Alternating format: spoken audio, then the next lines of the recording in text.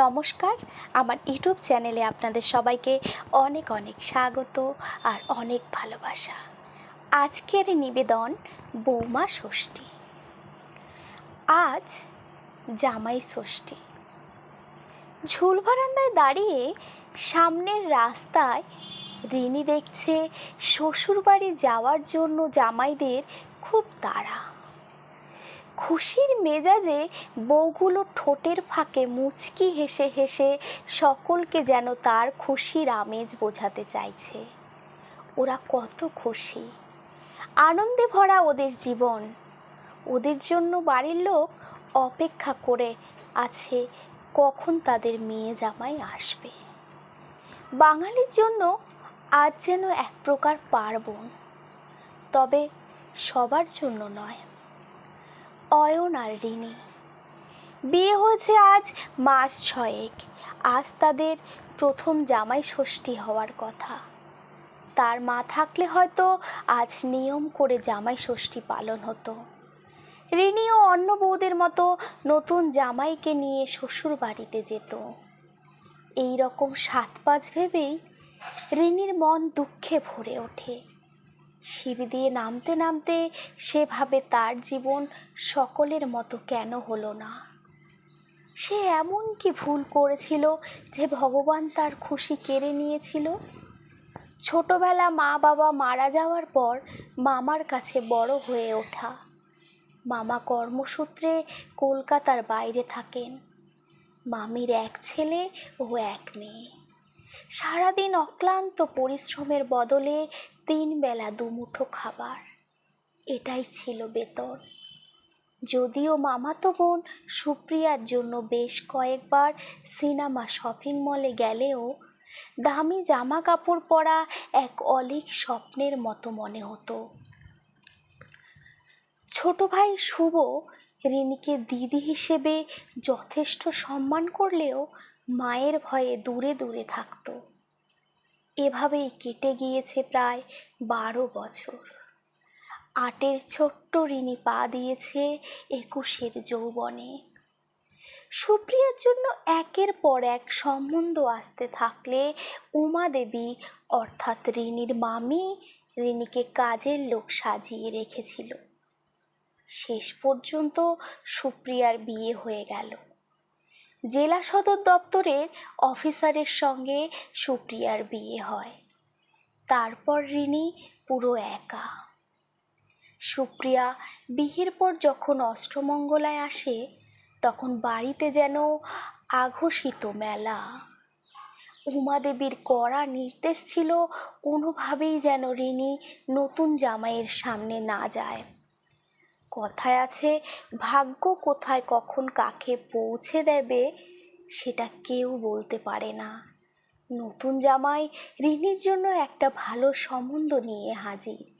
ছেলে তাদের দপ্তরের সহকর্মী, নাম অয়ন চ্যাটার্জি।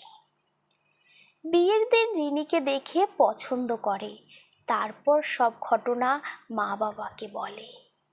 অয়নের বাবা মায়ের অনুমতি নিয়ে সুপ্রিয়া রিনির বিয়ের জন্য কথা বলতে উদ্যোগী হয়।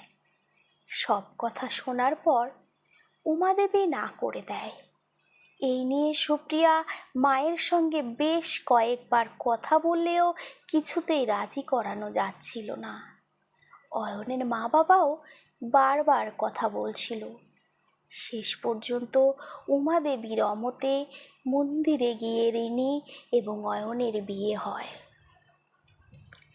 বিয়ের পর সুপ্রিয়া রিনির সঙ্গে সম্পর্ক রাখলেও মামার বাড়ির সঙ্গে সম্পর্ক ছিন্ন হয় রিনির। বদলে পায় মায়ের রূপে শাশুড়ি মাকে। অয়নের মা বাবা রিনিকে খুব ভালোবাসে, নিজের মেয়ের মতো স্নেহ করে। কিন্তু তবুও বাড়ির কথা মনে পড়লে রিনির চোখে নেমে আসে অজস্র অশ্রু। আজ জামাই ষষ্ঠী, সকলেই আজ খুব আনন্দ, কেবল রিনি বাদে। স্নানের পর ঠাকুর ঘরে নিত্য পুজোর প্রস্তুতি করতে করতে রিনি ভাবে এসব। তারপর বাইরে এসে পুরো অবাক। টেবিলে সাজানো পঞ্চব্যঞ্জন, মিষ্টি, ফল ইত্যাদি। হঠাৎ এত আয়োজন দেখে সে যেন আকাশ থেকে পড়ে।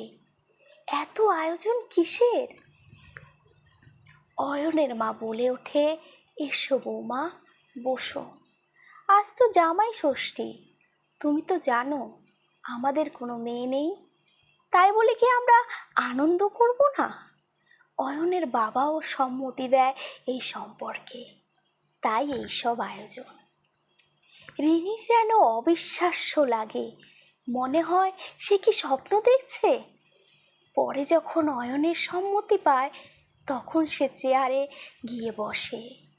আজ যে রিনি খুশিতে আত্মহারা। একে একে রিনির বাবা ও মা রিনিকে বরণ করে। দুপুরে জমিয়ে খাওয়া দাওয়া হয়। রাত্রে ঘুমোতে গিয়ে বিছানায় অয়ন জিজ্ঞাসা করে, কেমন লাগলো আজকে সারপ্রাইজ? কি বলবে রিনি বুঝতে পারছে না। এতদিন শুধু মামির অবহেলায় কাটানো জীবনে কারা হঠাৎ করেই ভালোবাসার রং ছড়িয়ে দিয়েছে। অয়নকে জড়িয়ে ধরে সে চোখে জল, মুখে কোনো কথা নেই। চোখের জল মুছিয়ে দিয়ে রিনির মাথায় হাত অয়ন বলে, আজ বিশেষ দিন। আমি চাই আমার মিষ্টি বউটা খুব খুশি থাকুক। অয়নের বুকে মাথা রেখে রিনি পাড়ি দেয় স্বপ্নের সাগরে, যেখানে রাতের স্নিগ্ধতায় আকাশের চাঁদ তারা মেঘের সঙ্গে লুকোচুরির খেলায় মেতে উঠেছে। নমস্কার, আজকের গল্প এই পর্যন্তই। গল্পটির যদি কোথাও ভুলভ্রান্তি হয়ে থাকে তাহলে অবশ্যই আমায় ক্ষমা করে দেবেন আর কমেন্ট করে কমেন্ট সেকশানে জানাবেন। আর এরকম নিত্য নতুন গল্প পাওয়ার জন্য আমার চ্যানেলটিকে সাবস্ক্রাইব করে আমার পাশে থাকবেন। আর সবাই ভালো থাকবেন, সুস্থ থাকবেন, সাবধানে থাকবেন।